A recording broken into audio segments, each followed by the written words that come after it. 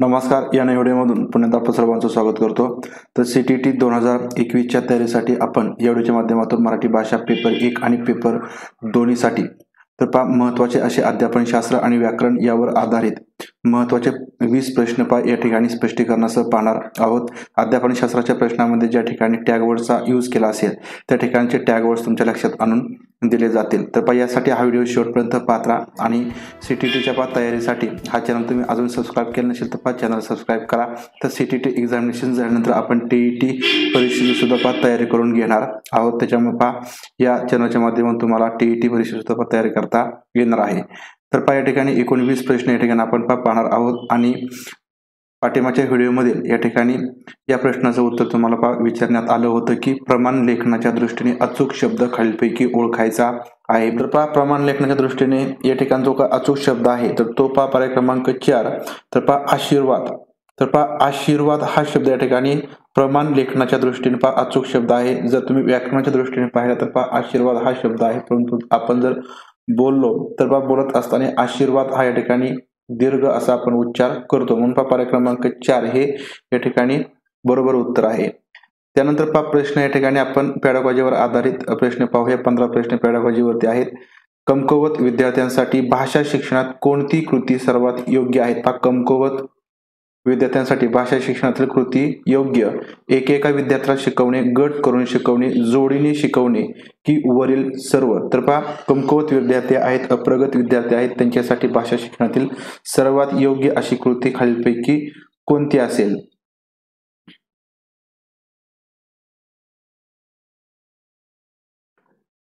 तर या ठिकाणी जे विद्यार्थी कमकुवत असतात तर अशा विद्यार्थ्यांना एकेका विद्यार्थ्याला शिकवणं तर ही जी कृती असते ती सर्वात योग्य कृती असते. तर या ठिकाणी प्रश्नामध्ये ज्याप्रमाणे सांगितलेलं आहे की सर्वात योग्य, तर सर्वात योग्य असा पर्याय या ठिकाणी आपल्याला सांगायचा असतो, हे लक्षात घ्यायचं आहे. म्हणजे बाकी सुद्धा जे पर्याय आहेत तर ते बरोबर येऊ शकतात, परंतु सर्वात योग्य म्हणजे या दोन पर्यायापैकी सर्वात योग्य चांगला पर्याय कोणता आहे तर तो एकेका विद्यार्थ्याला शिकवणे. तर या ठिकाणी हा पर्याय क्रमांक 1 येणार आहे. तर गट करून जर आपण शिकवलं तर या ठिकाणी कमकुवत जे विद्यार्थी आहेत तर त्यांच्याकडे दुर्लक्ष होऊ शकतं. जोडणी शिकवण्यामध्ये सुद्धा दुर्लक्ष होऊ शकतं, परंतु या दोन्हीमधून थोड्या कमी प्रमाणामध्ये फायदा होईल. परंतु सर्वात जो योग्य फायदा आहे किंवा सर्वात योग्य जो पर्याय आहे किंवा कृती आहे तर ती एकेका विद्यार्थ्याला शिकवणे तर ही येणार आहे. त्यानंतर प्रश्न पुढचा आहे. भाषा शिक्षणाच्या वस्तुनिष्ठ मूल्यमापनासाठी पुढीलपैकी कोणती गोष्ट अनिवार्य असावी? आता या ठिकाणी भाषा शिक्षणाचं वस्तुनिष्ठ मूल्यांकन करायचं आहे आणि यासाठीची अनिवार्य कोणती गोष्ट असेल? वस्तुनिष्ठ आणि समीक्षणात्मक, आकलनात्मक, व्यावहारिक, विश्वसनीय, वैधता की वरील सर्व.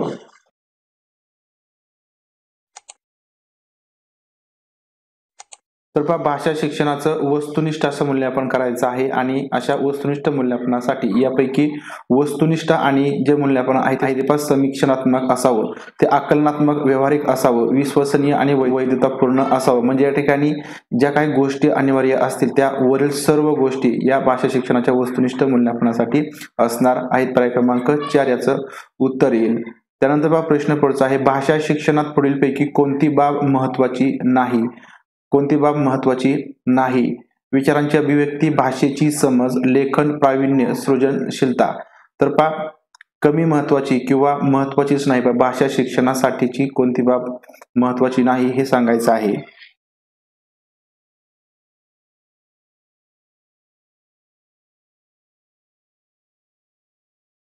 तर विचारांची अभिव्यक्ती, विचारांची अभिव्यक्ती तर ही बाब भाषा शिक्षणातील खूप महत्वाची अशी आहे.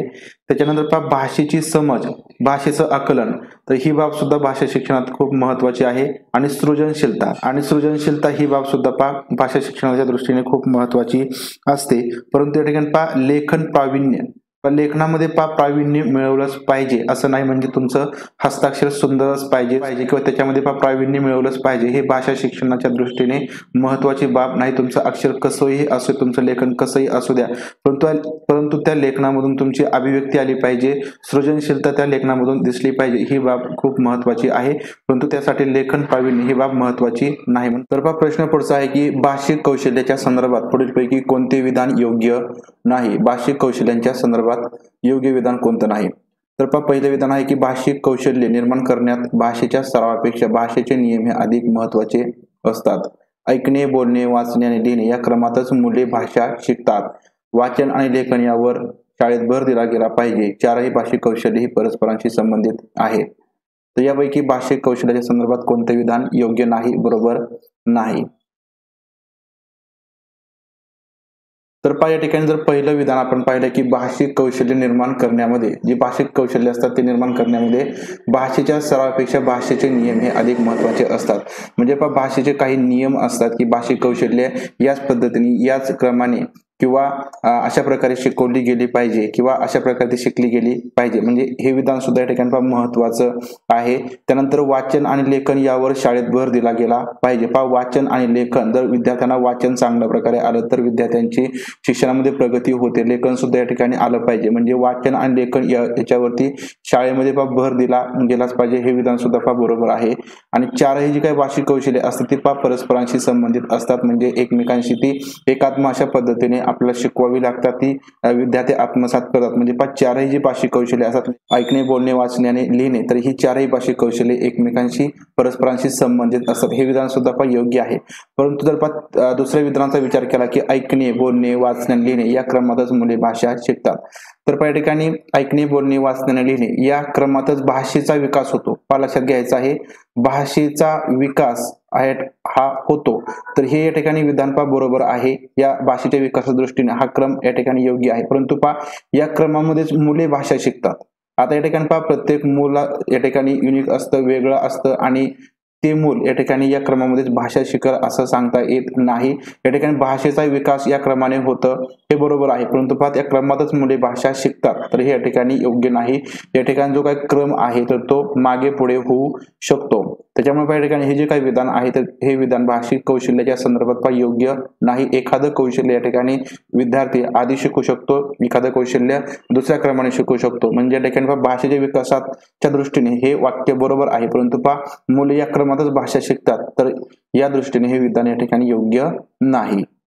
त्यानंतर पहा प्रश्न पुढचा आहे की व्याकरण येत नसले तरी मूल ती भाषा लवकर शिकते. तर हे विधान कुणाचे? म्हणजे व्याकरणच भाषा शिकण्यासाठी किंवा भाषा मुलाला चांगली येण्यासाठी व्याकरणच शिकलं पाहिजे असं नाही. म्हणजे व्याकरण येत नसले तरी ती मुल भाषा लवकर शिकते. हे विधान कोणाचं आहे? Maharshi Patanjali, lord Sweet, lord Macaulay, Jean Paget. व्याकरण येत नसले तरी मूल ती भाषा लवकर शिकते हे विधान खालीलपैकी कोणाचं आहे?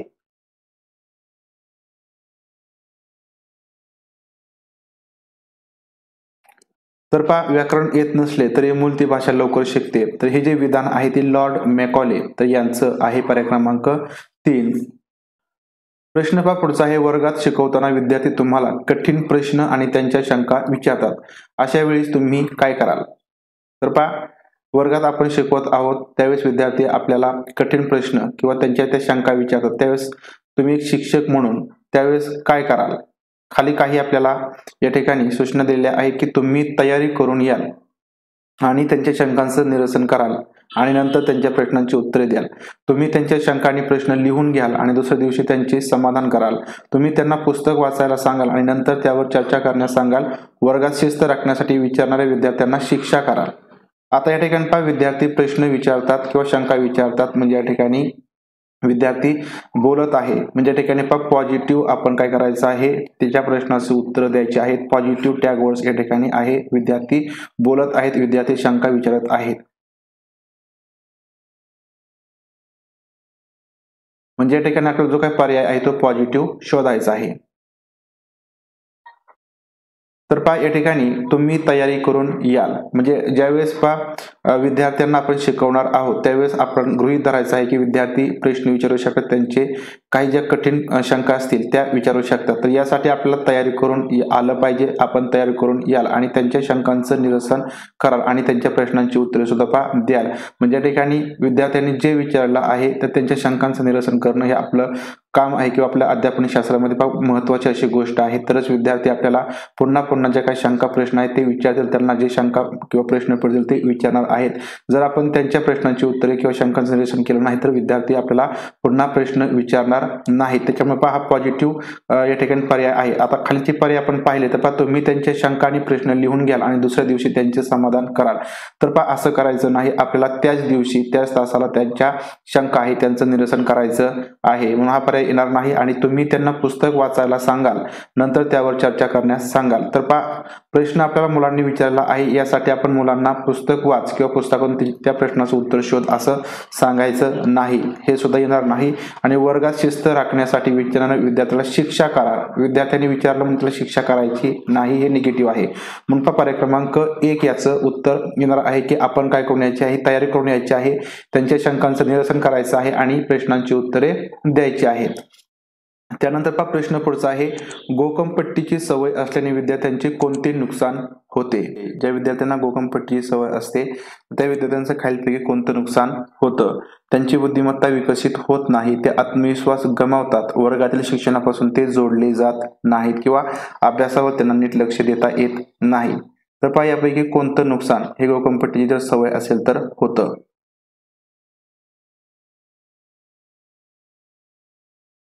तर पहा या ठिकाणी जर गोकमपट्टीची सवय एखाद्या विद्यार्थ्याला असेल तर त्या विद्यार्थ्याला अभ्यासावर नीट लक्ष देता येत नाही, कारण पहा गोकमपट्टीची सवय असते समजून न घेता, आकलन न करता ते अभ्यास करतात, त्याच्यामुळे त्या अभ्यासावरती त्यांना नीट लक्ष देता येत नाही. पर्याय क्रमांक 4 याचं पहा उत्तर येणार आहे. कारण पहा बुद्धिमत्ता विकसित होत नाही असं आपल्याला म्हणता येत नाही, कारण पहा बुद्धिमत्ता आणि गोकमपट्टीचा या ठिकाणी संबंध जास्त येत नाही. म्हणजे या ठिकाणी बुद्धिमत्ता ही विकसित होतच असते, ती शारीरिक आहे. आणि आत्मविश्वास गमावतात, या ठिकाणी गोकमपट्टी जरी असले तरी सुद्धा काही विद्यार्थ्यांचा जो आत्मविश्वास असतो तो मोठ्या प्रमाणात असतो, ते चुकीचं जरी बोलत असले तरी त्यांच्यामध्ये आत्मविश्वास असतो, त्याच्यामुळे असंही आपल्याला म्हणता येणार नाही. आणि वर्गातील शिक्षणापासून ते जोडले जात नाहीत किंवा ते कनेक्ट होत नाहीत. तर या ठिकाणी गोकमपट्टी जरी सवय असली तरी वर्गातील शिक्षणापासून ते जोडले जातात किंवा शिक्षणात ते समाविष्ट होतात, म्हणून या ठिकाणी हे 3 पर्यायांची उत्तरे येणार नाहीत.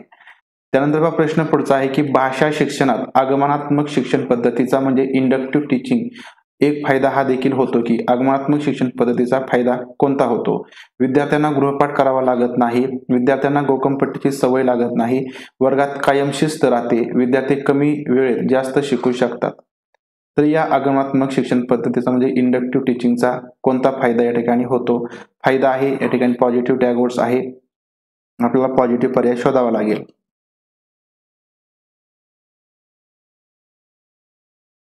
तर पहा या ठिकाणी आगमनात्मक शिक्षण पद्धतीचा एक फायदा म्हणजे विद्यार्थ्यांना गोकमपट्टीची सवय पण लागत नाही. तर पहा गोकमपट्टीची सवय लागत नाही म्हणजे पहा पॉझिटिव्ह आहे, आणि गोकमपट्टीची सवय लागते हे निगेटिव्ह आहे, लक्षात ठेवायचं आहे.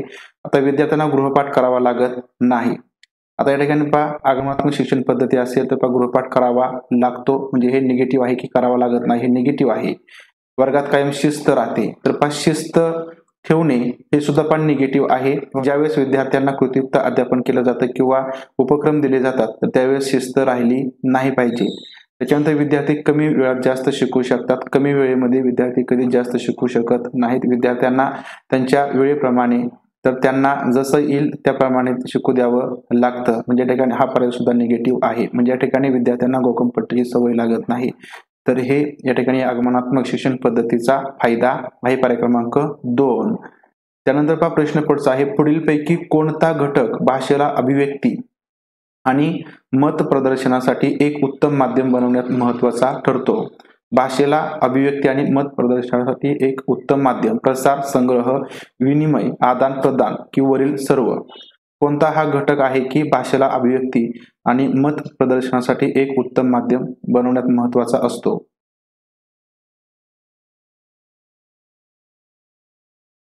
तर पहा या ठिकाणी भाषेला अभिव्यक्ती आणि मत प्रदर्शन तर यासाठी उत्तम बनवण्यामध्ये विनिमय म्हणजे आदान प्रदान करणारा जे काही घटक असतो तो खूप महत्वाचा ठरतो. कारण पहा विनिमय केलं नाही तर पहा भाषेतील जे अभिव्यक्ती आहे किंवा मत प्रदर्शन आहे ते करता येणार नाही, म्हणजे आदान प्रदान होणं खूप महत्वाचं असतं. पर्याय क्रमांक 3 याचं उत्तर येतं. त्यानंतर पहा प्रश्न पुढचा आहे, एका भारतीय मुलाने पुढीलपैकी कोणती गोष्ट शिकली पाहिजे? मातृभाषा, मातृभाषा आणि प्रादेशिक भाषा, मातृभाषा आणि इंग्रजी कोणत्याही 3 भाषा. तर पहा एक भारतीय मुलाने कोणती गोष्ट या ठिकाणी शिकली पाहिजे? तर पहा लक्षात घ्यायचं आहे की भारतीय शिक्षण पद्धतीमध्ये किंवा जे काही अभ्यासक्रम कृती आराखडा आहे 2005, तर याच्यामध्ये त्रिभाषा सूत्राचा स्वीकार भारतीय शिक्षणामध्ये भाषा शिक्षणामध्ये केलेला आहे. म्हणजे कोणतंही भारतीय मूल असेल तर त्या भारतीय मुलाने कोणत्याही 3 भाषा शिकले पाहिजे. कोणत्याही 3 भाषा म्हणजे त्या ठिकाणी पहिली मातृभाषा येते, म्हणजे ज्या शाळेमध्ये आहेत त्या 3 भाषा, मातृभाषा, दुसरी द्वितीय भाषा, मग ती हिंदी असेल किंवा जी द्वितीय भाषा असेल ती, आणि तिसरी इंग्रजी भाषा असणार आहे. या 3 भाषा शिकलं पाहिजे. प्रश्न पुढचा आहे, एका सर्वसमावेशी वर्गात म्हणजे इन्क्लुझिव्ह क्लासरूम भाषा शिक्षणात पुढीलपैकी कोणती बाब आव्हान ठरते? आव्हान ठरणे या ठिकाणी अडचणीचं ठरणे म्हणजे निगेटिव्ह टॅगवर्ड आहे. या ठिकाणी भाषा शिक्षणासाठी योग्य वातावरण निर्मिती न करता येणे, पुरेशी शिक्षण सामग्री नसणे, विद्यार्थ्यांच्या क्षमतेत एकजिनसीपणा नसणे, विद्यार्थ्यांच्या रुचीत असमानता असणे. तर सर्वसमावेशी जे वर्ग असतात, इन्क्लुझिव्ह क्लासरूम असतात, त्या भाषा शिक्षणात पुढीलपैकी कोणती बाब ही आव्हान ठरते?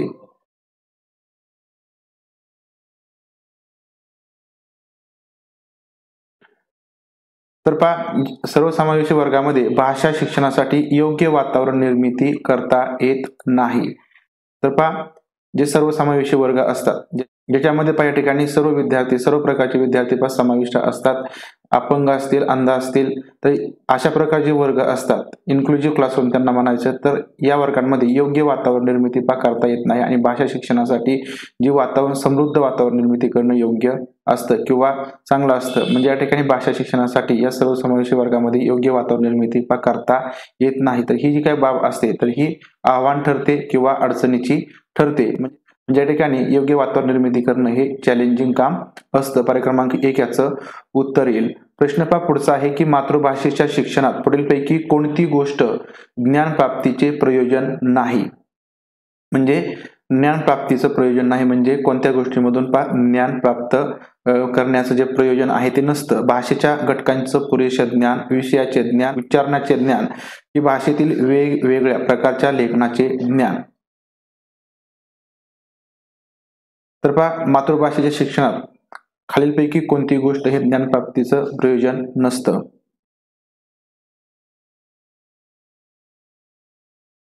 तर मातृभाषेत शिक्षण आहे आणि मातृभाषेत शिक्षणामधून भाषेच्या घटकांचं पुरेसं ज्ञान, तर हे प्रयोजन असतं, ज्ञानप्राप्तीचं प्रयोजन असतं.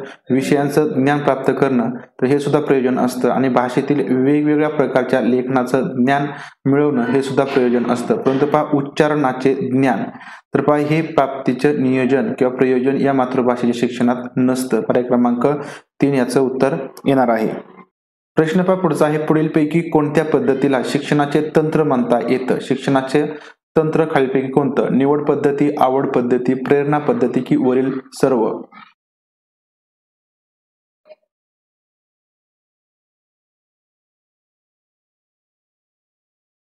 तर या ठिकाणी जे काही खालच्या पद्धती आहेत तर त्या सर्व पद्धतींना शिक्षणाचं तंत्र म्हणता येतं. ज्याच्यामध्ये निवड पद्धती आहे, आवड पद्धती, प्रेरणा पद्धती, तर या ज्या काही पद्धती आहेत या सर्व पद्धतींना शिक्षणाचं तंत्र असं म्हटलं जातं. पर्याय क्रमांक 4 वरील सर्व हे उत्तर येणार आहे. प्रश्न पुढचा आहे, भाषा शिक्षणात डॅश यासाठी दृश्य श्राव्य साधन उपयोगी ठरते?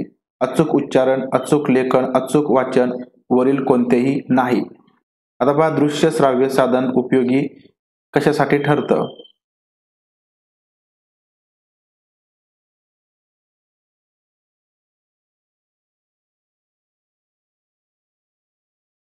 तर भाषा शिक्षणामध्ये खालीलपैकी ज्या काही गोष्टी आहेत तर त्यासाठी दृश्य श्राव्य साधन उपयोगी ठरते. ते आहे अचूक उच्चारण. अचूक उच्चारण यासाठी दृश्य श्राव्य साधन उपयोगी ठरतं, ज्याच्यामधून अचूक उच्चारण करण्यामध्ये मदत होते. पर्याय क्रमांक 1 याचं उत्तर येईल. त्यानंतर प्रश्न पुढचा आहे, उपचारात्मक शिक्षण पद्धतीतून टिंबटिंब हे साध्य होतं. आता उपचारात्मक शिक्षण पद्धती म्हणजे या ठिकाणी ज्या काही चुका असतात किंवा जे विद्यार्थी मागे पडतात तर त्याच्यामधील दोष किंवा उणिवा शोधून काढणं, त्या उणिवा शोधून काढायच्या, अडचणी किंवा शंका शोधून काढायच्या आणि त्याच्यावरती उपचार करायचे. पद्धतीतून टिंबटिंब हे साध्य होतं. प्रश्न समजून घेण्यात अडचण येते, प्रश्न सोडून घेण्यात यश मिळते, प्रश्न उलटसुलट प्रकार निर्माण होणे की प्रश्नाच्या संदर्भातील भाषिक सिद्धांत समजतात. तर या ठिकाणी उपचारात्मक शिक्षण पद्धतीमधून सर्वात महत्वाचं म्हणजे जे प्रश्न असतात तर पहा जे प्रश्न असतात विद्यार्थ्यांच्या बाबतीमध्ये ते प्रश्न सोडवून घेण्यामध्ये यश मिळतं आणि त्याच्यामधून अशा प्रकारचे प्रश्नांची उत्तरे मिळाली, ते प्रश्न सोडवून घेण्यात यश मिळालं तर उपचारात्मक शिक्षण पद्धतीमधून विद्यार्थ्यांची प्रगती साधता येते. पर्याय क्रमांक 2 याचं उत्तर येणार आहे. तर अशा प्रकारे हे 15 प्रश्न या ठिकाणी पेडागॉजीवर आधारित या ठिकाणी पाहिले. तर व्याकरणावरचे प्रश्न पाहूया. पुढील शब्दातील नाम नसलेला शब्द ओळखा. नाम नसलेला शब्द तुरा, छटा, मोर, पेन यापैकी नाम नसलेला शब्द कोणता आहे? तर पहा तुरा, मोर आणि पेन हे नाम आहेत, परंतु छटा हा शब्द या ठिकाणी नाम नाही. पर्याय क्रमांक 2 याचं उत्तर आहे. प्रश्न पुढचा आहे पहा. हौस या शब्दाचा समानार्थी नसलेला शब्द शोधा. आता हौसचा समानार्थी शब्द कोणते आहेत पहा. आवड आहे, त्याच्यानंतर पहा रुची आहे, पसंत आहे, परंतु आकस हा शब्द या ठिकाणी या हौस शब्दाचा समानार्थी शब्द नाही. पर्याय क्रमांक 4 याचं उत्तर येईल. प्रश्न पहा पुढचा आहे. दारा शब्दाचा समानार्थी शब्द शोधा. दारा शब्दाचा समानार्थी शब्द सांगा. दामिनी, यामिनी, भामा की रजनी?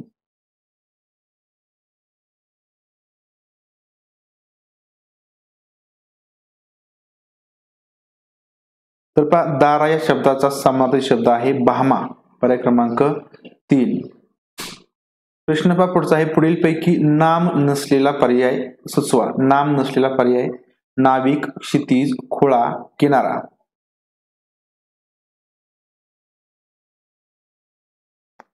तर पहा ठिकाणी पर्याय क्रमांक 3 खोळा.